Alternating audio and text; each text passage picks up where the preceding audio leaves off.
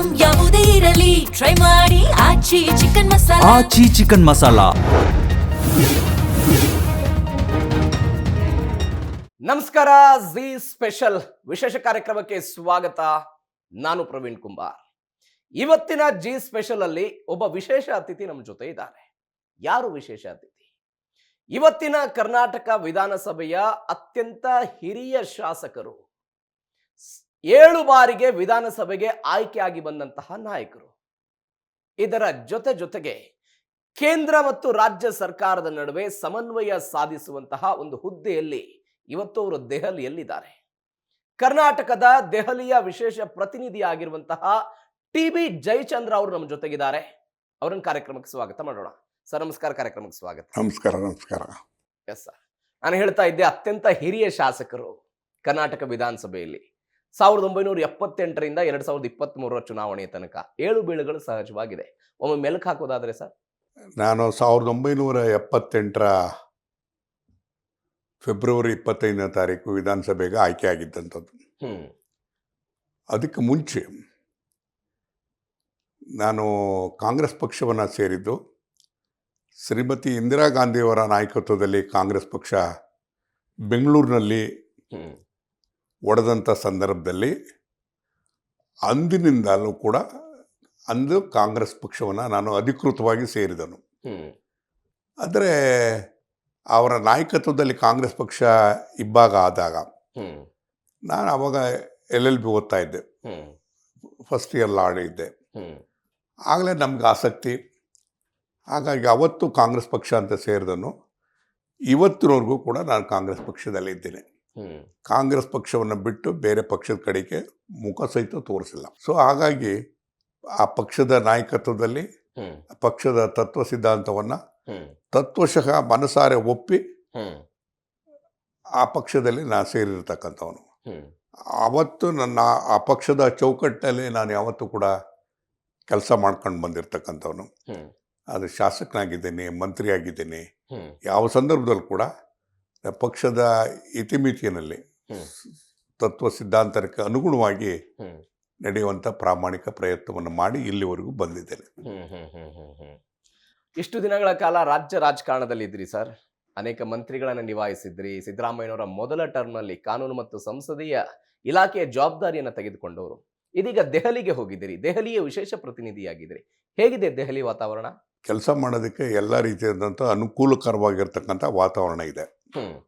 ಎಲ್ಲೋ ಒಂದು ಕಡೆ ನಮ್ಮ ಕರ್ನಾಟಕದಲ್ಲಿ ಹೋಗ್ತಕ್ಕಂಥ ಪ್ರಸ್ತಾವನೆಗಳು ಎಷ್ಟರ ಮಟ್ಟಿಗೆ ಹೋಗ್ತಾ ಇದೆ, ಎಷ್ಟರ ಮಟ್ಟಿಗೆ ಅದು ಅಲ್ಲಿ ಪ್ರೋಸೆಸ್ ಆಗ್ತಾ ಇದೆ ಅಂತಕ್ಕಂಥದ್ದನ್ನೆಲ್ಲ ಮೇಲು ಉಸ್ತುವಾರಿಕೆಯನ್ನು ನಾನು ನೋಡ್ತೇನೆ.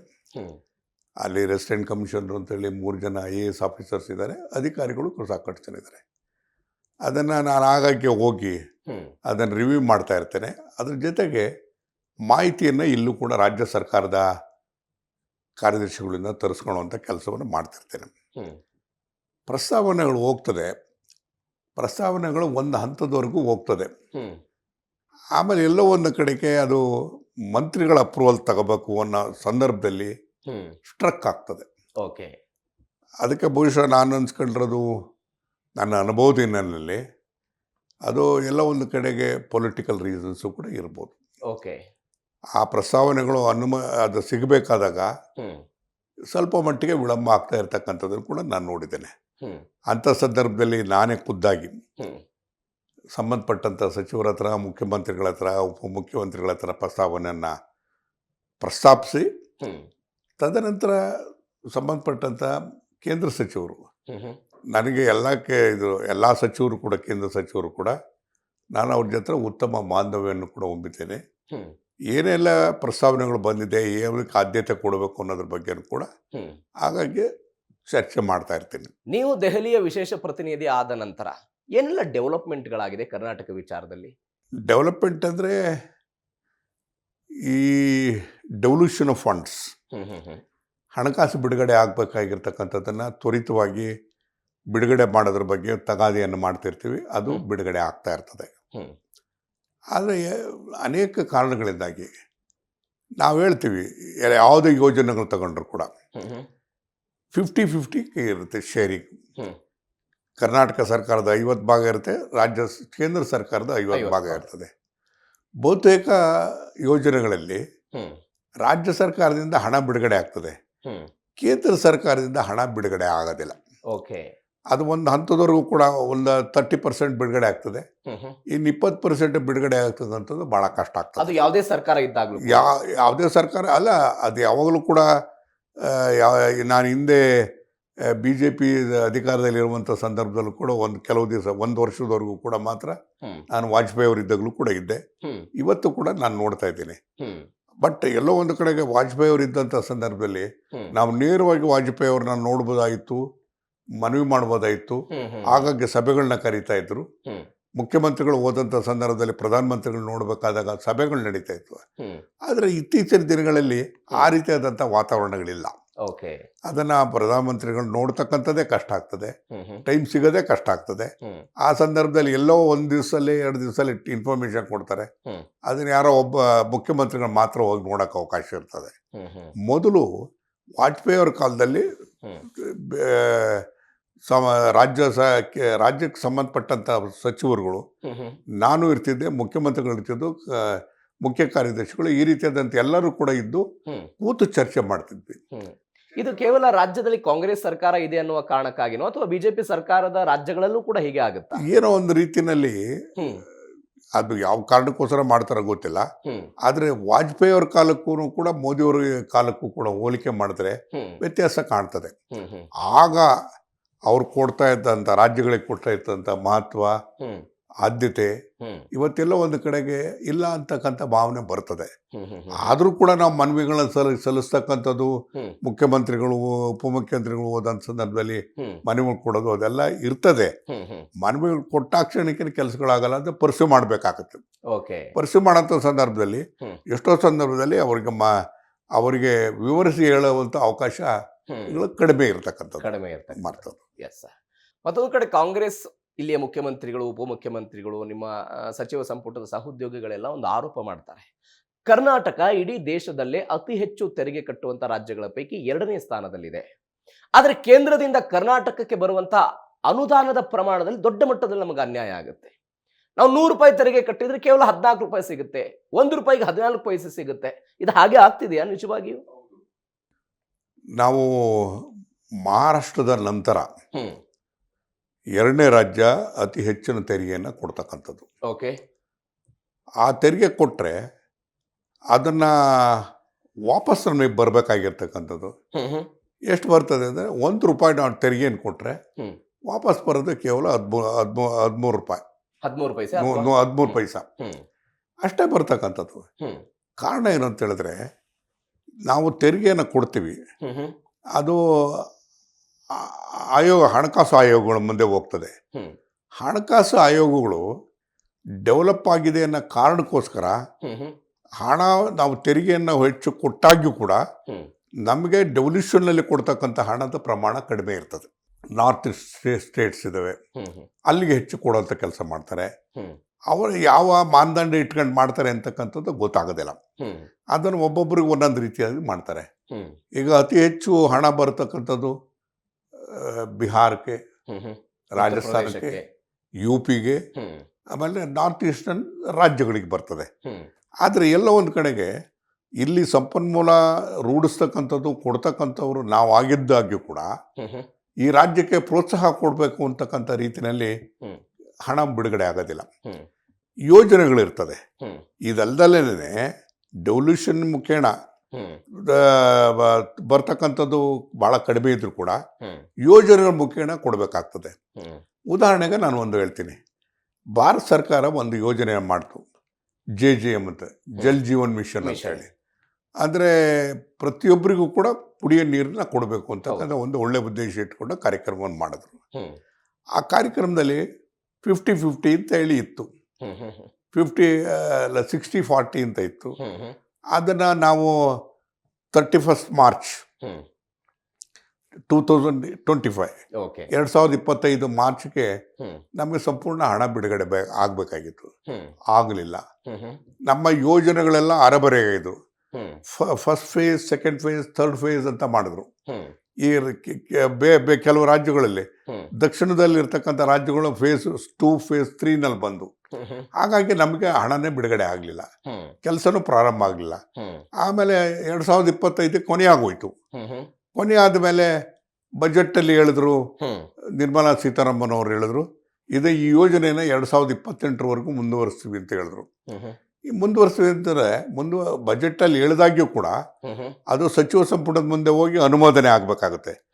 ಆದಾಗ ಮಾತ್ರ ಹಣ ಬಿಡುಗಡೆ ಮಾಡಕ್ಕೆ ಬರುತ್ತೆ, ಅಲ್ಲಿವರೆಗೂ ಬರೋದಿಲ್ಲ. ಈಗ ಅವ್ರು ಪ್ರಾಮಿಸ್ ಮಾಡಿದ್ದು ಅಲ್ಲೇ ಇದೆ. ಸಚಿವ ಸಂಪುಟದ ಮುಂದೆ ಮೊನ್ನೆ ಏನೋ ಕೂತ್ಕೊಂಡು ತೀರ್ಮಾನ ಆಗಿದೆ ಅಂತ ಗೊತ್ತಾಯ್ತು, ಆದ್ರೆ ಇನ್ನೂವರೆಗೆ ಹಣ ಬಿಡುಗಡೆ ಆಗಿಲ್ಲ. ಈಗ ನಮಗೆ ಯೋಜನೆಗಳು ನಮಗೆ ನಡೀತಾ ಇರ್ತದೆ, ಇಲ್ಲಿ ದೊಡ್ಡ ಹಾಹಾಕಾರನೇ ಇರ್ತದೆ.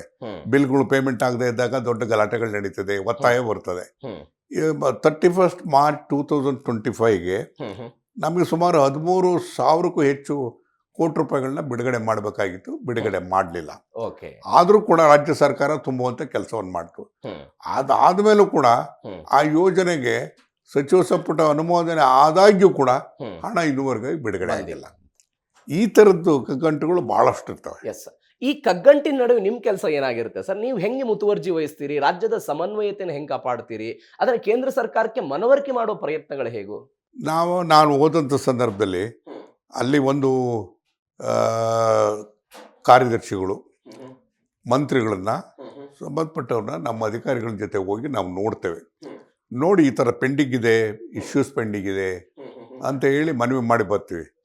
ಎಲ್ಲ ಒಂದು ಕಡೆಗೆಲ್ಲ ಮಾತಾಡಿದ್ದೆಲ್ಲ ಆದಮೇಲೆ, ಮನವಿ ಮಾಡಿ ಎಲ್ಲ ಚರ್ಚೆ ಮಾಡಿದ್ದಾದಮೇಲೆ, ಆಮೇಲೆ ಕಾಫಿ ಗೀಫಿ ಕುಡಿದು ವಾಪಸ್ ಬರಬೇಕಾದಾಗ ಕಿವಿ ಮಾತು ಸ್ವಾಭಾವಿಕವಾಗಿ ಹೇಳ್ತಾರೆ, ನೀವೊಂದು ಸರಿ ಪ್ರಧಾನಮಂತ್ರಿಗಳನ್ನ ನೋಡಿಸಿ, ನಿಮ್ಮ ಮುಖ್ಯಮಂತ್ರಿಗಳು ಬಂದು ನೋಡಲಿ. ಇದು ಸರ್ವೇ ಸಾಮಾನ್ಯವಾಗಿ ಹೇಳುವಂಥ ಮಾತು. ಹಾಗಾಗಿ ಎಲ್ಲ ಒಂದು ಕಡೆಗೆ ರಾಜಕೀಯವಾಗಿರ್ತಕ್ಕಂಥ ಸನ್ನಿವೇಶಗಳು ಕೂಡ, ಆ ವ್ಯತ್ಯಾಸಗಳು ಕೂಡ ಎಲ್ಲ ಒಂದು ಕಡೆ ಮೇಲ್ಗೈ ಆಗ್ತದ ಅಂತಕ್ಕಂಥ ಭಾವನೆ ನನಗೆ ಬಂದಿದೆ. ಸರ್, TB ಜಯಚಂದ್ರ ಮತ್ತು ನೀರಾವರಿ ಅಂತ ಹೇಳಿದ್ರೆ ಅವಿನಾಭಾವ ಸಂಬಂಧ ಸರ್. ಹೇಮಾವತಿ ಕೆನಲ್ ಆಗಿರ್ಬೋದು, ನಿಮ್ಮದೇ ಸ್ವಕ್ಷೇತ್ರಕ್ಕೆ ನೀರು ತೆಗೆದುಕೊಂಡು ಬರೋದಕ್ಕೆ, ನಿಮ್ಮದೇ ಕ್ಷೇತ್ರದ ವಿವಿಧ ಕೆರೆಗಳಿಗೆ ನೀರು ತುಂಬಿಸುವಂತಹ ವಿಚಾರದಲ್ಲಿ ನೀವು ಮಾಡಿದಂಥ ದೊಡ್ಡ ಹೋರಾಟ, ಇವತ್ತು ಆ ಅನ್ಯಾಯ ಸರಿ ಆಗಿದೆಯಾ? ಸಿರಾ ಒಂದು ರೈನ್ ಶಾಡೋ ಏರಿಯಾ, ಮಳೆ ಬರೋದಿಲ್ಲ. ಹೌದು. ಪಕ್ಕದಲ್ಲಿ ತಾಲೂಕುಗಳಲ್ಲಿ ಮಳೆ ಆಗುತ್ತೆ, ನಮ್ಮ ತಾಲೂಕಲ್ಲಿ ಮಳೆ ಬರಲ್ಲ. ಅದು ಸಿರಾಕ್ಕೆ ಯಾರು ಎಣ್ಣೆ ಕೊಡ್ತಿರ್ಲಿಲ್ಲ, ಎಣ್ಣೆ ಕೊಡ್ತಿರಲಿಲ್ಲ. ಅಲ್ಲಿ ಕುಡಿಯೋದಕ್ಕೆ ನೀರಿಲ್ಲ ಅಂತೇಳಿ ಒಂದೇ ಒಂದು ಬಾವಿ ಇತ್ತು, ಅದೊಂದು ಬಾವಿ ಬಿಟ್ಟರೆ ನೀರೇ ಸಿಗ್ತಿರ್ಲಿಲ್ಲ. ಸೊ ಅಂಥ ಸಂದರ್ಭದಲ್ಲಿ ನಾನು ತೀರ್ಮಾನ ಮಾಡಿದೆ, ಈ ಕ್ಷೇತ್ರಕ್ಕೆ ನೀರು ಕೊಡಬೇಕು, ಮೊದಲು ಜನರಿಗೆ ನೀರು ಕೊಡಬೇಕು, ಶುದ್ಧವಾಗಿರತಕ್ಕಂಥ ನೀರು ಕೊಡಬೇಕು ಅಂತೇಳಿ. ಕಾರಣ ಏನಂದರೆ, ಸಿರಾದಲ್ಲಿ ಯಾರನ್ನೇ ಬಾಯಿ ಬಿಟ್ಟು ನೋಡಿದಾಗ ಹಲ್ಲುಗಳೆಲ್ಲ ಕೂಡ ಕಪ್ಪಾಗಿರ್ತದೆ, ಯಾರು ನೋಡಿದ್ರು ಕೂಡ ಕಪ್ಪಾಗಿರ್ತದೆ. ಅದೇನಾಗ್ತಂದ್ರೆ ಫ್ಲೂರೈಡ್, ನೀರಿನಲ್ಲಿ ಫ್ಲೂರೈಡ್ ಇದ್ದಂಥ ಸಂದರ್ಭದಲ್ಲಿ ಹಲ್ಲುಗಳು ಕಪ್ಪಾಗ್ತಕ್ಕಂಥದ್ದು ಸ್ವಾಭಾವಿಕ. ಸೊ ಈ ಪರಿಸ್ಥಿತಿ ಇರಬೇಕಾದಾಗ ನೀರು ತರಬೇಕು ಅಂತೇಳಿ ಪ್ರಯತ್ನವನ್ನು ಮಾಡಿದೆ. ನಾನು ಅವಾಗ 78ರಲ್ಲಿ ಶಾಸಕನಾದಾಗ ನಮ್ದು ಒಂದೇ ಕೆಲಸ ಅಂತ ಹೇಳಿದ್ರೆ, ಪ್ರಧಾನಮಂತ್ರಿಗಳು ಬಂದಂಥ ಸಂದರ್ಭದಲ್ಲಿ ಹೋಗಿ ಮನವಿ ಕೊಡೋದು, ನಮ್ಮ ಭಾಗಕ್ಕೆ ಶಾಶ್ವತ ನೀರಾವರಿ ಕೊಡಿ, ಯೋಜನೆಗಳನ್ನ ಕೊಡಿ ಅಂತೇಳಿ ಮನವಿ ಮಾಡ್ತಕ್ಕಂಥದ್ದು ಸರ್ವೇ ಸಾಮಾನ್ಯವಾಗಿತ್ತು. ಆದರೆ ನಾನು SM ಕೃಷ್ಣ ಅವರ ಮಂತ್ರಿಮಂಡಲದಲ್ಲಿ ಕೃಷಿ ಮಂತ್ರಿ ಆದೆ. ಕೃಷಿ ಮಂತ್ರಿ ಆಗಿದ್ದ 1999ರಲ್ಲಿ ಮಂತ್ರಿ ಆದಾಗ ಕೃಷ್ಣ ಅವರಿಗೆ ನಾನು ಸ್ವಲ್ಪ ಹತ್ರದಲ್ಲಿದ್ದೆ. ಕೃಷ್ಣ ಅವರು ಯಾವುದೇ ವಿಚಾರನ ಅವರು ಮೊದಲು ಸ್ಪೀಕರ್ ಆಗಿದ್ದಂಥ ಸಂದರ್ಭದಲ್ಲಿ, ಸಚಿವರಾಗಿದ್ದಂಥ ಸಂದರ್ಭದಲ್ಲಿ, ಅವರು ಕೇಂದ್ರ ಸಚಿವರಾಗಿದ್ದಂಥ ಸಂದರ್ಭದಲ್ಲಿ ಅತ್ಯಂತ ಹತ್ತಿರದಲ್ಲಿದ್ದು ಅವ್ರ ಜೊತೆಯಲ್ಲಿ ಕೆಲಸವನ್ನು ನಿರ್ವಹಣೆ ಮಾಡ್ತಿದ್ದೆ.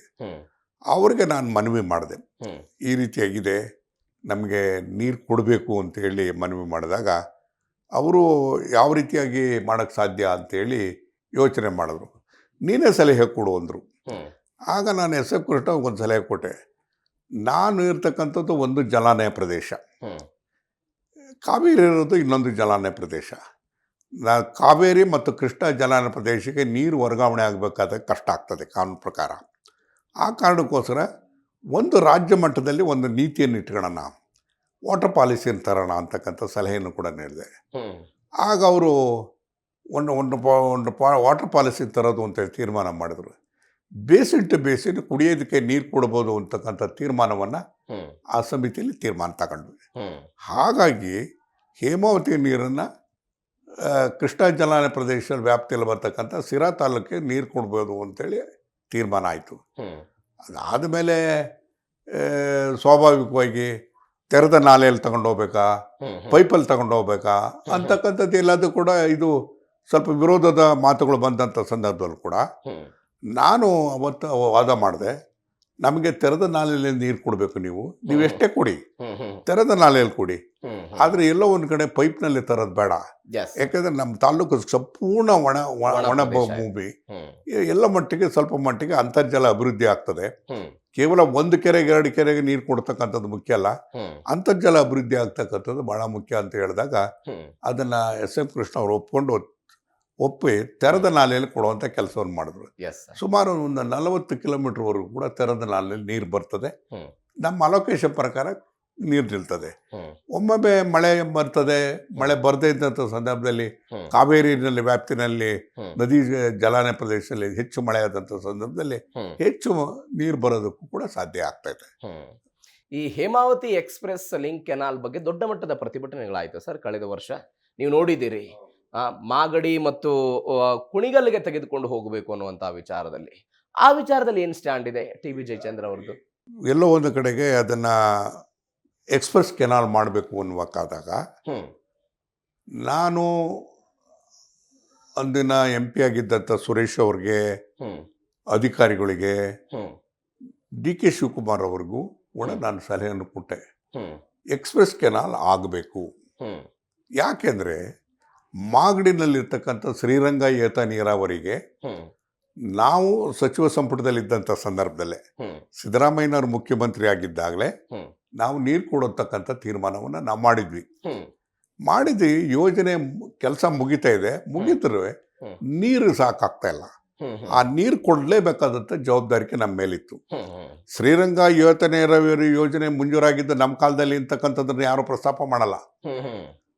ಆದರೆ ನಾವು ಮರೆಯಕ್ಕೆ ಬರಲ್ಲ, ನಮ್ಮ ಕಾಲದಲ್ಲೇ ಮಂಜೂರಾಗಿರ್ತಕ್ಕಂಥದ್ದು ನೀರು ಕೊಡ್ತಕ್ಕಂಥ ಜವಾಬ್ದಾರಿಕೆ ನಮ್ದಿತ್ತು. ಹಾಗಾಗಿ ಆ ಯೋಜನೆ ಮುಂದುವರಿಸಬೇಕು ಅಂತೇಳಿ ಅದಕ್ಕೆ ಎಕ್ಸ್ಪ್ರೆಸ್ ಕೆನಾಲ್ ಅಂತ ಹೇಳಿದ್ರೆ ಯಾಕೆ ಅನ್ನೋದಕ್ಕೆ ಒಂದು ಉದಾಹರಣೆ ಹೇಳ್ತೇನೆ. ಬಹುಶಃ ಇದು ಪ್ರಶ್ನೆ ಭಾಳಷ್ಟು ಜನಗಳಿಗೆ ಬೆಳಕನ್ನು ಚೆಲ್ಲೋದಕ್ಕೂ ಸಾಧ್ಯ ಆಗ್ತದೆ. ಹೇಮಾವತಿ ಹೋದ ವರ್ಷ ಅಂದರೆ 25-26ರಲ್ಲಿ ಬಂದಿದ್ದ ನೀರಿನ ಪ್ರಮಾಣ ಎಷ್ಟು ಅಂದರೆ 132 TMC ನೀರು. ಓಕೆ. ನಮ್ಮ ಡ್ಯಾಮ್ ಕೆಪಾಸಿಟಿ ಎಷ್ಟು? ಕೇವಲ 37 TMC. ಓಕೆ. ಬಳಕೆ ಆಗ್ತಕ್ಕಂಥದ್ದು ನೀರು ಎಷ್ಟು ಅಂದರೆ 67 TMC. ಎಕ್ಸಸ್ ವಾಟರ್ ಎಷ್ಟಾಗ್ತದೆ? ಆ ನೀರು ಎಲ್ಲೋಗ್ಬೇಕು ಅಂತ ಹೇಳಿದ್ರೆ ನಮ್ಮ ನೀರು ಏನಾಗ್ತಿತ್ತು ಅಂತ ಹೇಳಿದ್ರೆ ಅದು ಯೂಶ್ವಲಿ KRSಗೆ ಹೋಗ್ಬಿಡೋದು.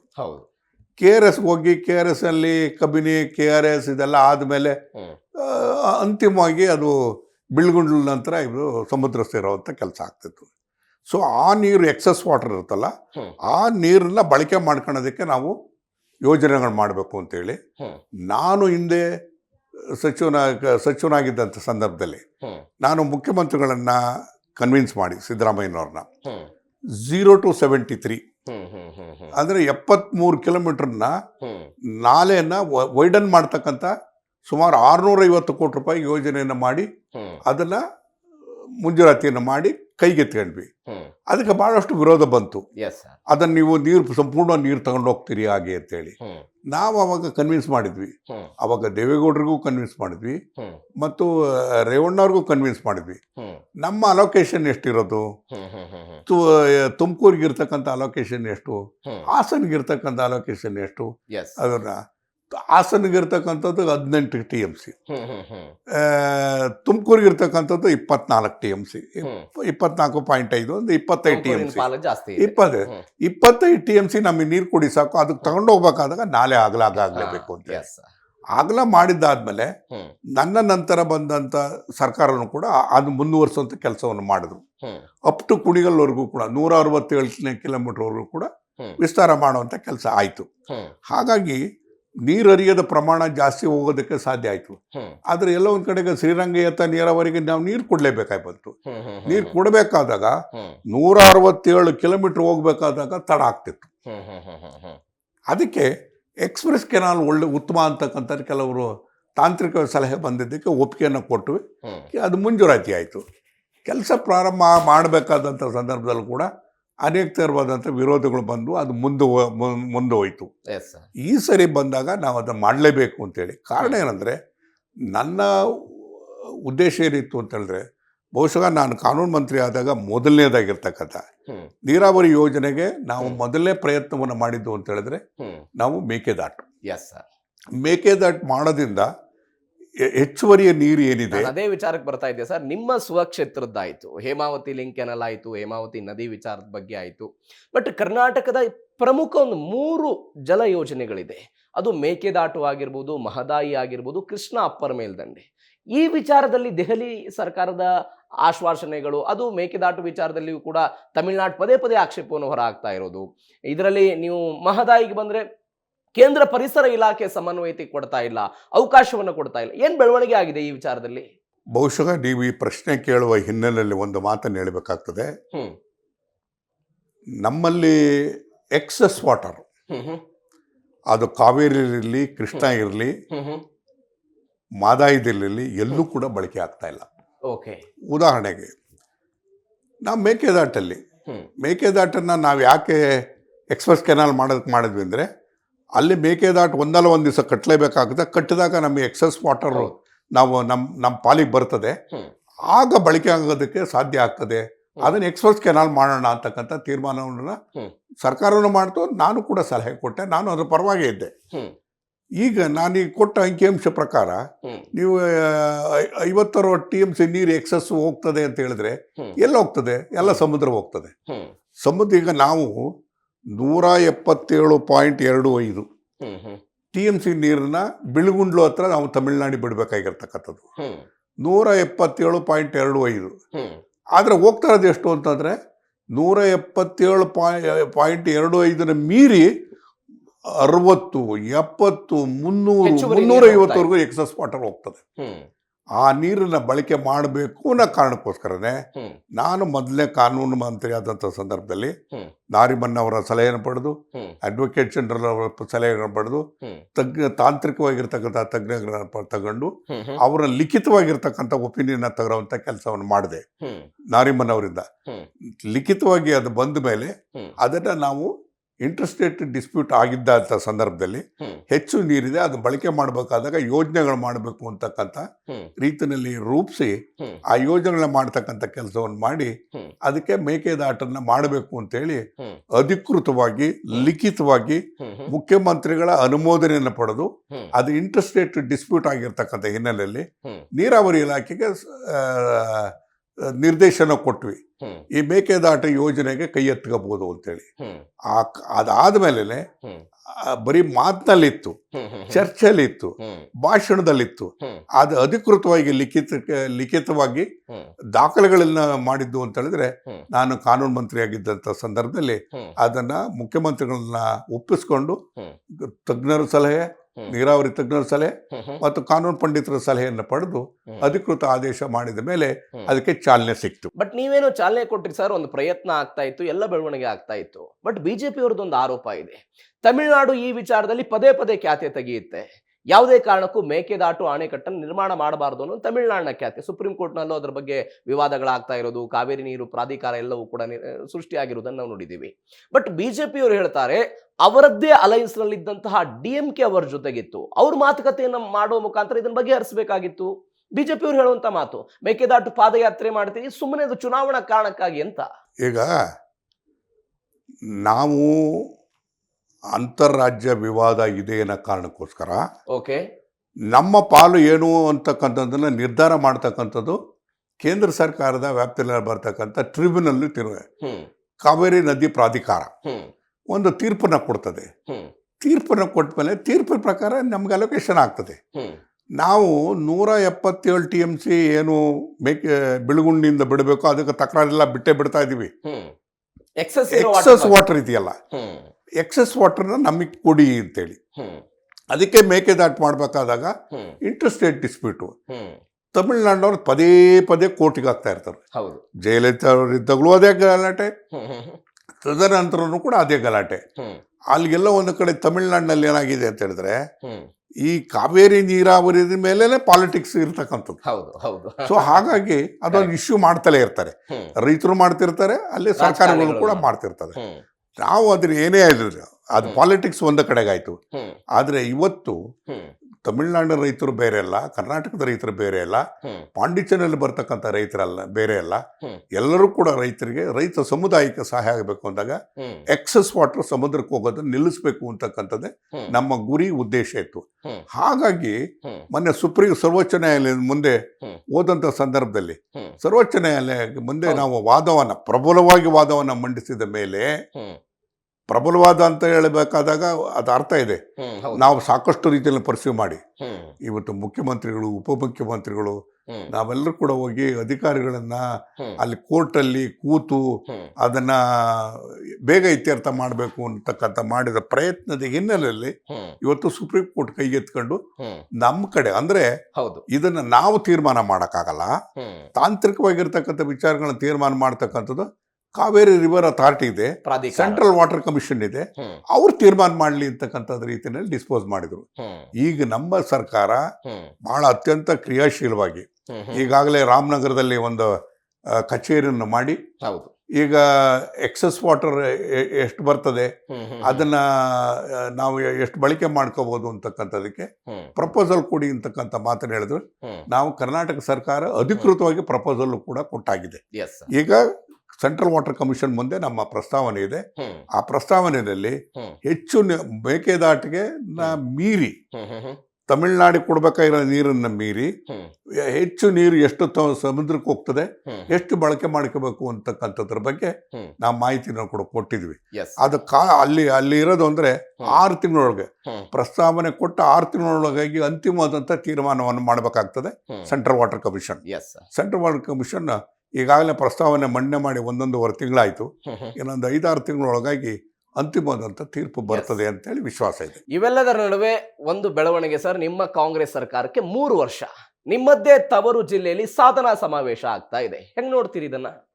ಸಿದ್ದರಾಮಯ್ಯನವರು ಮುಖ್ಯಮಂತ್ರಿಗಳಾಗಿ 2ನೇ ಬಾರಿ ಮುಖ್ಯಮಂತ್ರಿಯಾಗಿ 3 ವರ್ಷ ಪೂರೈಸ್ತಾ ಇರ್ತಕ್ಕಂಥದ್ದು. ಹ್ಮ್ ಹ್ಮ್ ಮೊದಲನೇ ಅವಧಿನಲ್ಲಿ 5 ವರ್ಷ ಪೂರೈಸಿ ಹ್ಮ್ ಯಾವ ಮುಖ್ಯಮಂತ್ರಿನೂ ಮಾಡದೇ ಇರತಕ್ಕಂಥ ರೀತಿಯಲ್ಲಿ ಹೆಚ್ಚು ಕಾಲ ಮುಖ್ಯಮಂತ್ರಿಗಳಾಗಿ ಕೆಲಸವನ್ನು ನಿರ್ವಹಿಸಿದಂಥ ಅದಕ್ಕೆ ಹಿರಿಯ ಮುಖ್ಯಮಂತ್ರಿಗಳು ಅಂತ ಹೇಳಿದ್ರೆ ಸಿದ್ದರಾಮಯ್ಯನವರು. ಹ್ಮ್ 3 ವರ್ಷ ಆಗಿರಬೇಕಾದಾಗ ಸತತವಾಗಿ ಹ್ಮ್ ಅನೇಕ ಈಗ ಸರ್ಕಾರ ಅಂತಂದಮೇಲೆ ಪರ ವಿರೋಧ ಅನ್ನೋದೆಲ್ಲ ಇರ್ತದೆ. ಹ್ಮ್ ನಾವು ಪ್ರಣಾಳಿಕೆಯಲ್ಲಿ ಏನು ಹೇಳಿದ್ವಿ, ಹ್ಮ್ ಹ್ಮ್ ಹ್ಮ್ ಪ್ರಣಾಳಿಕೆಯಲ್ಲಿ ಹೇಳಿರ್ತಕ್ಕಂಥದ್ದನ್ನು ಅನುಷ್ಠಾನ ಮಾಡ್ತಕ್ಕಂಥದ್ದು ಮುಖ್ಯವಾಗಿ ಪ್ರಜಾತಂತ್ರ ವ್ಯವಸ್ಥೆಯಲ್ಲಿ ಭಾಳ ಮುಖ್ಯವಾಗಿರ್ತಕ್ಕಂಥದ್ದು. ಹ್ಮ್ ಅದನ್ನು ನಾವು ಪ್ರಣಾಳಿಕೆಯಲ್ಲಿ ಹೇಳಿರ್ತಕ್ಕಂಥದ್ದು ಹ್ಮ್ ಹ್ಮ್ ಕೊಟ್ಟ ಆಶ್ವಾಸಗಳನ್ನ ತತ್ವಶಃ ಅನುಷ್ಠಾನ ಮಾಡುವಂಥ ಪ್ರಾಮಾಣಿಕತೆಯನ್ನು ನಾವು ಪ್ರದರ್ಶನ ಮಾಡಿದ್ದೇವೆ. ಹ್ಮ್ ಒಂದೇ ಉದಾಹರಣೆ ಅಂತ ಹೇಳಿದ್ರೆ 5 ಗ್ಯಾರಂಟಿಗಳು. ಬಟ್ ಬಿಜೆಪಿಯವರು ಹೇಳ್ತಾರೆ ಸರ್, ಇದೇ 5 ಗ್ಯಾರಂಟಿಗಳೇ ಕಾಂಗ್ರೆಸ್ ಸರ್ಕಾರದ ಸಾಧನೆ, ಇದು ಹೊರತುಪಡಿಸಿ ಅಭಿವೃದ್ಧಿ ಅನ್ನೋದು ಶೂನ್ಯ, ಇಲ್ಲ, ಯಾವುದೇ ಅಭಿವೃದ್ಧಿ ಆಗಿಲ್ಲ ಕಾಂಗ್ರೆಸ್ ಈಗ ಸರ್ಕಾರದಲ್ಲಿ. ನಾವು ಹೇಳಿರ್ತಕ್ಕಂಥ ಪ್ರಣಾಳಿಕೆಯಲ್ಲಿ ಹೇಳಿರ್ತಕ್ಕಂಥದ್ದನ್ನು ಯಾವ್ಯಾವುದು ಅಂತ ನೋಡಿದ್ರೆ ಹ್ಮ್ ಬಹುತೇಕ ಪ್ರಣಾಳಿಕೆಯಲ್ಲಿ ಹೇಳಿರ್ತಕ್ಕಂಥದ್ದನ್ನು ನಾವು ಜಾರಿಗೊಳಿಸುವಂಥ ಕೆಲಸವನ್ನು ಮಾಡಿದ್ವಿ. ಓಕೆ ಆದರೆ ಎಲ್ಲೋ ಒಂದು ಕಡೆಗೆ ಹ್ಮ್ ಕೊರತೆ ಕಾಣ್ತಕ್ಕಂಥದ್ದು ಅಂತಂದ್ರೆ ಹ್ಮ್ ನೀರಾವರಿ ಕ್ಷೇತ್ರದಲ್ಲಿ ನೀರಾವರಿ ಯೋಜನೆಗಳಲ್ಲಿ ಕರೆಕ್ಟ್. ಹೆಚ್ಚು ಪ್ರಗತಿ ಆಗಿಲ್ಲ ಅಂತಕ್ಕಂಥದ್ದು ವ್ಯಾಪಕವಾಗಿ ಚರ್ಚೆ ಆಗ್ತಾ ಇರ್ತಕ್ಕಂಥದ್ದು. ಹ್ಮ್ ಒಂದು ಉದಾಹರಣೆ ನಾನು ಹೇಳ್ತೀನಿ. ಹ್ಮ್ ಭದ್ರಾ ಮೇಲ್ದಂಡೆ ಯೋಜನೆ ಹ್ಮ್ ಹ್ಮ್ ಹ್ಮ್ ಅದು ತುಮಕೂರು ಮತ್ತು ಚಿತ್ರದುರ್ಗ ಜಿಲ್ಲೆಗೆ ಬರ್ತಕ್ಕಂಥದ್ದು. ಹೌದು. ಅದನ್ನು ನಾನು ಸಣ್ಣ ನೀರಾವರಿ ಸಚಿವನಾಗಿದ್ದಂಥ ಸಂದರ್ಭದಲ್ಲಿ ಹ್ಮ್ ಉಮಾಭಾರತಿಯವರು ಕೇಂದ್ರದ ಸಚಿವರಾಗಿದ್ದಾಗ ಹ್ಮ್ ಹ್ಮ್ ಕರ್ನಾಟಕಕ್ಕೆ ಒಂದು ಪ್ರಸ್ತಾವನೆ ಕೊಟ್ಟಿದ್ದು, ಮತ್ತೊಂದು ಯೋಜನೆ ಕೊಡಿ, ಹ್ಮ್ ಹ್ಮ್ UKP ಒಂದು ಬಿಟ್ಟರೆ ನಮಗೆ 2ನೇ ಯೋಜನೆ ಕೇಂದ್ರ ಸರ್ಕಾರ ಮಾನ್ಯತೆ ಮಾಡಿರ್ತಕ್ಕಂಥ ಯೋಜನೆ ಯಾವುದೂ ಇಲ್ಲ ಅಂತ ಹೇಳಿದ ಮೇಲೆ ಹ್ಮ್ ನೀವು ಪ್ರಸ್ತಾವನೆ ಕೊಡಿ ಅಂತ ಹೇಳಿದ್ರು. ಹ್ಮ್ ಆಗ ಭದ್ರಾ ಮೇಲ್ದಂಡೆ ಯೋಜನೆಯನ್ನ ಹ್ಮ್ ಇಲ್ಲಿ ಸಚಿವ ಸಂಪುಟದ ಅನುಮೋದನೆಯನ್ನು ಪಡೆದು ಹ್ಮ್ ಕೇಂದ್ರದ ಸಚಿವರಿಗೆ ಮನವಿಯನ್ನು ಮಾಡಿ 3-4 ಬಾರಿ ನಮ್ಮ ಸಭೆನೂ ಕೂಡ ಆಯಿತು. ಹ್ಮ್ ಉಮಾಭಾರತಿಯವರು ಪ್ರಾಮಿಸ್ ಮಾಡಿದರು, ಹ್ಮ್ ನಾನು ಅಪ್ಪರ್ ಭದ್ರಾಕ್ಕೆ ಹಣವನ್ನು ಕೊಡ್ತೀವಿ ಅಂತಕ್ಕಂಥದ್ದು. ಆದರೆ ನಮ್ಮ ಅಧಿಕಾರದ ಅವಧಿಯಲ್ಲಿ ಆಗಲಿಲ್ಲ ಅದು. ಹ್ಮ್ ಅದಾದ ಮೇಲೆ ತದನಂತರ ಕೇಂದ್ರ ಸರ್ಕಾರ ಹ್ಮ್ ನಿರ್ಮಲಾ ಸೀತಾರಾಮನ್ ಅವರು ಬಜೆಟ್ಟಲ್ಲಿ ಘೋಷಣೆ ಮಾಡಿದ್ರು, 2023ನೇ ಬಜೆಟ್ ಅಲ್ಲಿ ಬಜೆಟ್ನಲ್ಲಿ ಹೇಳಿದ್ರು 5300 ಕೋಟಿ 5300 ಕೋಟಿ ಕೊಡ್ತೀವಿ ಅಂತ ಹೇಳಿದ್ರು. ಹ್ಮ್ ಹೇಳಿದ್ದಾದ್ಮೇಲೆ ಹ್ಮ್ ಈ 3 ವರ್ಷ ಆದರೂ ಕೂಡ ಬಿಡುಗಡೆ ಆಗೋದಕ್ಕೆ ಪ್ರಸ್ತಾವನೆಗಳು ಹೋಗ್ತದೆ ಬರ್ತದೆ. ಎಸ್ ಆದರೆ ಅನೇಕ ಹಾಕಿದ್ದೇ ಕೊಯ್ರಿಗಳು ಒಂದು ಸರಿ ಬಜೆಟಲ್ಲಿ ಅನೌನ್ಸ್ ಆದ ಮೇಲೆ ಕೊಯ್ರಿಗಳನ್ನ ಮಾಡತಕ್ಕಂಥ ಅವಶ್ಯಕತೆ ಇರೋದಿಲ್ಲ. ಓಕೆ ಪದೇ ತಗಾದೆ ಮಾಡಿ ದಾಖಲೆಗಳನ್ನ ಕೇಳ್ತಕ್ಕಂಥದ್ದು ಕೆಲಸ ಮಾಡಿ ವಿಳಂಬ ಮಾಡ್ತಾ ಇದ್ದಾರೆ. ಎಸ್ ಸೊ ಈಗ ಅಂತಿಮವಾಗಿ ನಾವು ಅವ್ರಿಗೆ ಏನೆಲ್ಲ ಕೊಡಬೇಕೋ ಅದನ್ನೆಲ್ಲ ಕೊಟ್ಟಿದ್ದೀವಿ. ಈಗ ಅದನ್ನ ಬಿಡುಗಡೆ ಮಾಡಿಸ್ತಕ್ಕಂಥ ಜವಾಬ್ದಾರಿ ಯಾರ್ದು? ಕೇಂದ್ರ ಕೇಂದ್ರ ಸರ್ಕಾರವನ್ನ ರೆಪ್ರೆಸೆಂಟ್ ಮಾಡ್ತಕ್ಕಂಥ MP-ಗಳದು. ಆದ್ರೆ ಯಾವುದೋ ಒಂದು ಸಂದರ್ಭದಲ್ಲೂ ಕೂಡ ನಮ್ಮ ಕೇಂದ್ರ ಸರ್ಕಾರದ BJP MP-ಗಳು ಈ ನೀರಿಗೆ ಇಷ್ಟು ಹಣ ಕೊಡ್ತೀವಿ ಅಂತ ಹೇಳಿದ್ರಿ, ಕೊಡ್ಲಿಲ್ಲ ಅಂತಕ್ಕಂಥದ್ದು ಮನವಿ ಕೊಟ್ಟಿರ್ಬೋದು. ಪ್ರಯತ್ನ ಮಾಡ್ತಾರೆ ಸರ್. ತಾಂತ್ರಿಕವಾಗಿ ರಾಜ್ಯ ಸರ್ಕಾರ ಅದರಲ್ಲಿ ಕೆಲಸ ಮಾಡಲೇ ಇರೋ ಕಾರಣಕ್ಕಾಗಿ ಹಣ ಬಂದಿಲ್ಲ ಅಂತ ನಾವು ಕೊಡಬೇಕಾಗಿರ್ತಕ್ಕಂಥ ಎಲ್ಲ ಮನವಿನ ಕೊಟ್ಟಿದ್ವಿ, ಪ್ರಸ್ತಾವನೆ ಕೊಟ್ಟಿದ್ವಿ, ಮಾಹಿತಿಯನ್ನು ಕೊಟ್ಟಿದ್ವಿ. ಆದ್ರೆ ಅದನ್ನ ಎಲ್ಲೋ ಒಂದು ಕಡೆಗೆ ಕೇಂದ್ರ ಸರ್ಕಾರ ಹಣಕಾಸು ಇಲಾಖೆ ಒಪ್ಪಿಗೆಯನ್ನು ಕೂಡ ಕೊಟ್ಟಿಲ್ಲ. ಅದನ್ನ ಅದು ಪ್ರಸ್ತಾವನೆ ಮಾಡ್ತಲೇ ಇದ್ವಿ, ಮಾಹಿತಿ ಕೊಡ್ತಲೇ ಇದ್ವಿ, ಅದು ಅಂತಿಮ ಆಗಿಲ್ಲ. ಈ ಬಹುಶಃ ಇದನ್ನ ಯಾವ ಹಂತದಲ್ಲಿ ಅಂದ್ರೆ ರಾಜಕೀಯವಾಗಿ ಮಾತಾಡಬೇಕು ಅಂತಂದ್ರೆ ಪ್ರಧಾನಮಂತ್ರಿಗಳು, ನೀರಾವರಿ ಸಚಿವರು, ನಾನು ಸ್ವತಃ ನೀರಾವರಿ ಸಚಿವರ ಹತ್ರ ಸುಮಾರು 3-4 ಬಾರಿ ಮುಖ್ಯಮಂತ್ರಿಗಳ ಜೊತೆ, ಉಪಮುಖ್ಯಮಂತ್ರಿಗಳ ಜೊತೆ ಹೋಗಿ ನಾವು ಪ್ರಸ್ತಾವನೆ ಮಾಡಿದ್ವಿ, ಎಲ್ಲಾ ಮಾಹಿತಿಯನ್ನು ಕೊಟ್ಟಿದ್ವಿ. ಆದ್ರೂ ಕೂಡ ತೀರ್ಮಾನ ಆಗ್ತಾ ಇಲ್ಲ, ಹಣ ಬಿಡುಗಡೆ ಆಗ್ತಾ ಇಲ್ಲ. ಅದು ಹಣ ಬಿಡುಗಡೆ ಆದ್ರೆ ಚಿತ್ರದುರ್ಗಕ್ಕೆ ಈಗ ಇನ್ನೊಂದು ತಿಂಗಳಲ್ಲಿ ನಾವು ನೀರು ಕೊಡಬೇಕು ಅಂತೇಳಿ ತೀರ್ಮಾನ ಮಾಡಿದ್ವಿ. ಈಗ ಚಿತ್ರದುರ್ಗ ನಾಲೆಗೆ, ಅದೇ ರೀತಿಯಾಗಿ ತುಮಕೂರು ನಾಲೆಗೆ ನೀರು ಮಾಡಬೇಕಾದಾಗ ಬಿಲ್ ಸ್ಪೆಂಡಿಂಗ್ ಇದೆ. ಹಣ ಬಿಡುಗಡೆ ಮಾಡಿದ್ರೆ ಅದನ್ನ ಬಹುಶಃ ಇನ್ನ 1 ವರ್ಷದಲ್ಲಿ ನೀರು ಕೊಡೋದಕ್ಕೆ ಸಾಧ್ಯತೆ ಇದೆ. ಇವೆಲ್ಲದರ ನಡುವೆ ರಾಜ್ಯ ಕಾಂಗ್ರೆಸ್ ಪಾಳ್ಯದಲ್ಲಿ ಚರ್ಚೆ ಆಗ್ತಾ ಇರುವಂತಹ ವಿಚಾರ ಮುಖ್ಯಮಂತ್ರಿ ಬದಲಾವಣೆ ಆಗುತ್ತಾ? ನೋಡಿ, ನಮ್ಮ ಕಾಂಗ್ರೆಸ್ ಪಕ್ಷದಲ್ಲೇ ಒಂದು ಮೊದಲಿನಿಂದಲೂ ಕೂಡ ಒಂದು ಸಂಪ್ರದಾಯ, ಒಂದು ಸಂಸ್ಕಾರ ಇದೆ. ಏನಂದ್ರೆ ನಾವು ಶಾಸಕರಾಗಿರ್ತಕ್ಕಂಥವ್ರು, ಪಕ್ಷದಲ್ಲಿ ಇರ್ತಕ್ಕಂಥವ್ರೆಲ್ಲರೂ ಕೂಡ ವರಿಷ್ಠರಲ್ಲಿ ಹೆಚ್ಚು ನಂಬಿಕೆ ನೀಡತಕ್ಕಂಥದ್ದು, ವರಿಷ್ಠರು ಹೇಳಿದ ರೀತಿಯಲ್ಲಿ ನಾವು ಕೆಲಸವನ್ನು ಮಾಡ್ತಕ್ಕಂಥದ್ದು. ಈ ನಾಯಕ ಅನೇಕ ಜನ ಶಾಸಕರು ಡೇಟ್ ಎಲ್ಲ ಕೊಡ್ತಿದ್ದಾರೆ, DK ಶಿವಕುಮಾರ್ ಮುಖ್ಯಮಂತ್ರಿ ಆಗ್ತಾರೆ, ಮೇ 15ಕ್ಕೆ ಆಗ್ತಾರೆ. ಅದು ಕೆಲವರು ಶಾಸಕರುಗಳು ಏನ್ ಹೇಳ್ತಿದ್ದಾರೆ, ಅವರವರ ವೈಯಕ್ತಿಕವಾದಂತ ಅಭಿಪ್ರಾಯಗಳು ಅಷ್ಟೇನೆ. ಆದ್ರೆ ಅಂತಿಮವಾಗಿ ತೀರ್ಮಾನ ಮಾಡ್ಬೇಕಾಗಿರ್ತಕ್ಕಂಥದ್ದು ವರಿಷ್ಠರು. ನಾವು ಹೈಕಮಾಂಡ್ ಅಂತ ಏನ್ ಹೇಳ್ತೀವಿ, ಅವರು ತೀರ್ಮಾನ ಮಾಡಬೇಕು. ಈಗ ಮಾತುಕತೆಯಲ್ಲಿ ಸರ್ವೇಸಾಮಾನ್ಯವಾಗಿ ಹೇಳ್ತಕ್ಕಂಥದ್ದು 2.5 ವರ್ಷದವರೆಗೆ ಕಾಲಮಿತಿ ಆಗಿತ್ತು, ಈಗ ಇನ್ನು ನಾಯಕತ್ವ ಬದಲಾವಣೆ ಆಗಿಲ್ಲ ಅಂತಕ್ಕಂಥ ಮಾತನ್ನ ಸರ್ವೇಸಾಮಾನ್ಯವಾಗಿ ಹೇಳ್ತಾರೆ. ಆದ್ರೆ ಅಂತಿಮವಾಗಿ ತೀರ್ಮಾನ ಮಾಡ್ಬೇಕಾಗಿರ್ತಕ್ಕಂಥವ್ರು ವರಿಷ್ಠರೇ. ಅದಕ್ಕೆ ಈಗ ಅಲ್ಲಲ್ಲ, ಅದು ಆಗಿದೆಯೋ, ಮಾತುಕತೆ ಆಗಿದೆಯೋ ಇಲ್ವೋ ನಮ್ಗೆ ಯಾರಿಗೂ ಗೊತ್ತಿಲ್ಲ. ಅದು ಚರ್ಚೆಯಲ್ಲಿ ಇದೆ ವಿನಃ ಗೊತ್ತಿಲ್ಲ. ಗೊತ್ತಿದ್ರೆ ಯಾರಿಗೆ ಗೊತ್ತಿರ್ಬೋದು ಅಂತಂದ್ರೆ ಮುಖ್ಯಮಂತ್ರಿಗಳು, ಉಪಮುಖ್ಯಮಂತ್ರಿಗಳು, ಮಲ್ಲಿಕಾರ್ಜುನ್ ಖರ್ಗೆ ಅವರು, ರಾಹುಲ್ ಗಾಂಧಿ ಅವರು. ಈ 4 ಜನದ ಮಧ್ಯದಲ್ಲಿ ಇರ್ತಕ್ಕಂಥದ್ದು, ಅಂದ್ರೆ 4 ಗೋಡೆ ಮಧ್ಯದಲ್ಲಿ ಇರ್ತಕ್ಕಂಥ ವಿಚಾರ. ಅದ್ರ ಬಗ್ಗೆ ನಾವು ಮಾತಾಡೋದ್ರಾಗ ಏನು ಅರ್ಥ ಇಲ್ಲ. ಅದನ್ನ ನಾಯಕತ್ವ ಬದಲಾವಣೆ ಆಗಬೇಕೋ ಬೇಡವೋ ಅಂತಕ್ಕಂಥದನ್ನ ಅದನ್ನ ತೀರ್ಮಾನ ಮಾಡ್ತಕ್ಕಂಥವ್ರು ವರಿಷ್ಠ ವಿನಃ ನಾವ್ಯಾರು ಅಲ್ಲ. ಆದ್ರೆ ಎಲ್ಲ ಒಂದು ಕಡೆಗೆ ರಾಜಕೀಯ ಸನ್ನಿವೇಶಗಳು, ಈಗ ಮೊನ್ನೆ ನಡೆದಂತ ಚುನಾವಣೆಗಳಿಗೆ ಬಂದಂತ ಉಪಚುನಾವಣೆ, ಪಂಚರಾಜ್ಯದ ಚುನಾವಣೆಗಳಿಗೆ ಬಂದಂತ ತೀರ್ಪುಗಳೇನಿದೆ, ಇವ ವೆಸ್ಟ್ ಬೆಂಗಾಲ್ನಲ್ಲಿ ಏನಾಯ್ತು, ಅಸ್ಸಾಂನಲ್ಲಿ ಏನಾಯ್ತು, ತಮಿಳುನಾಡಿನಲ್ಲಿ ಏನಾಯ್ತು, ಪಾಂಡಿಚೇರಿಯಲ್ಲಿ ಏನಾಯ್ತು, ಇವೆಲ್ಲದನ್ನು ನೋಡಿದಂಥ ಸಂದರ್ಭದಲ್ಲಿ ವಿಭಿನ್ನವಾಗಿರ್ತಕ್ಕಂಥ ಅಭಿಪ್ರಾಯಗಳನ್ನ ಬಂದಿರತಕ್ಕಂಥದ್ದು ನಾವು ನೋಡ್ತೀವಿ. ಎಲ್ಲ ಒಂದು ಕಡೆಗೆ ಅಸ್ಸಾಂನಲ್ಲಿ ಅದೇ 2ನೇ ಬಾರಿ ಆದ್ರು, ಪಾಂಡಿಚೇರಿಯಲ್ಲಿ ಅವರೇ 5ನೇ ಬಾರಿ ಆದ್ರು, ತಮಿಳುನಾಡಿನಲ್ಲಿ 60 ವರ್ಷ ಇದ್ದಂಥ ಸರ್ಕಾರಗಳು ಕಿತ್ತೋಗಿ ಇವೊಬ್ಬ ಅದ್ಲ ಬದಲಾಗೋಯ್ತು. ಅದೇ ರೀತಿಯಾಗಿ ವೆಸ್ಟ್ ಬೆಂಗಾಲಲ್ಲೂ ಕೂಡ ಆಯ್ತು.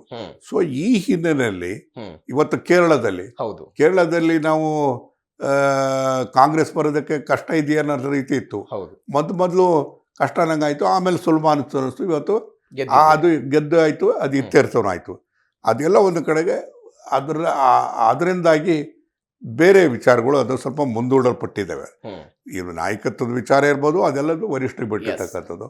ಮತ್ತು ಎಲ್ಲದೂ ಒತ್ತಡ ಇರ್ತಕ್ಕಂಥದ್ದು ಏನಂತಂದ್ರೆ ಬಹಳಷ್ಟು ಜನ ಶಾಸಕರದು ಸಚಿವ ಸಂಪುಟ ಪುನರ್ರಚನೆ 30 ಜನ ಶಾಸಕರು ದೆಹಲಿಗೆ ಬಂದಿದ್ರು ಸರ್, ನೀವು ಕೂಡ ಅದರಲ್ಲಿ ಹೌದು, ನಾನು ಇದ್ದೆ.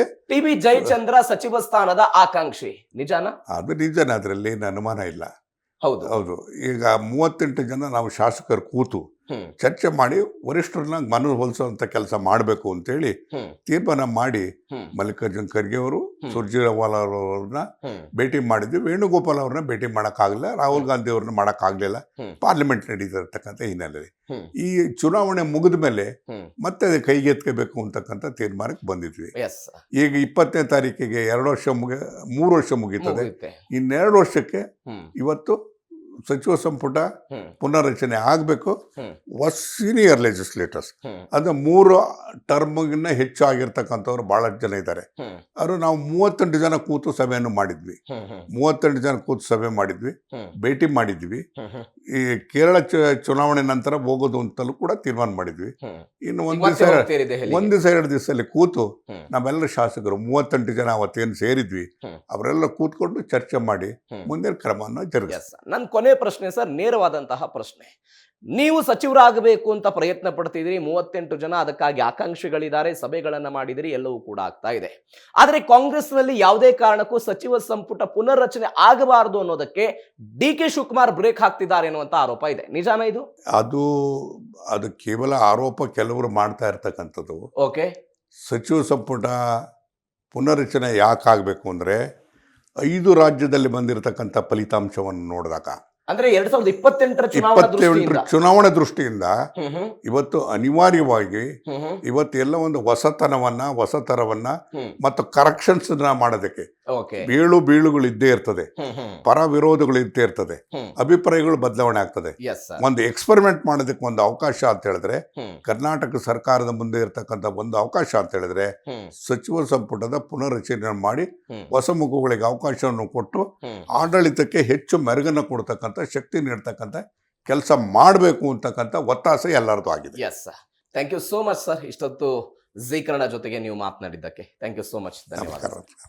ಇವತ್ತಿನ ಜಿ ಸ್ಪೆಷಲ್ ಅಲ್ಲಿ ಟಿ.ಬಿ. ಜಯಚಂದ್ರ ಅವರ ಮಾತುಗಳನ್ನ ಕೇಳಿಸ್ಕೊಂಡ್ರಿ. ನೀರಾವರಿ ವಿಚಾರದಲ್ಲಿ ಈ ಟರ್ಮ್ ನಲ್ಲಿ ಆಗಿರುವಂತಹ ಬೆಳವಣಿಗೆ, ಈ ಹಿಂದೆ ಅವರು ನೀರಾವರಿ ಸಚಿವರಾಗಿದ್ದಂತಹ ಸಮಯದಲ್ಲಿ ಅವರು ತೆಗೆದುಕೊಂಡಿರುವಂತಹ ಕ್ರಮಗಳು, ಇದರ ಜೊತೆಗೆ ಕೇಂದ್ರದಲ್ಲಿರುವಂತಹ ಬಿಜೆಪಿ ಸರ್ಕಾರದಿಂದ ರಾಜ್ಯ ಕಾಂಗ್ರೆಸ್ ಸರ್ಕಾರಕ್ಕೆ ಆಗ್ತಾ ಇರುವಂತಹ ಅನ್ಯಾಯ, ಮತ್ತೊಂದು ಕಡೆ ಮತ್ತೊಮ್ಮೆ ನಾವು ದೆಹಲಿಯ ದಂಡಯಾತ್ರೆ ಮಾಡ್ತೀವಿ, ಸಚಿವ ಸಂಪುಟ ಪುನರ್ರಚನೆ ಆಗಬೇಕು 2028ರ ವಿಧಾನಸಭಾ ಚುನಾವಣೆಯ ದೃಷ್ಟಿಯಿಂದ ಅನ್ನೋದು ಟಿ.ಬಿ. ಜಯಚಂದ್ರ ಅವರ ಮಾತಿನ ಸಾರಾಂಶ.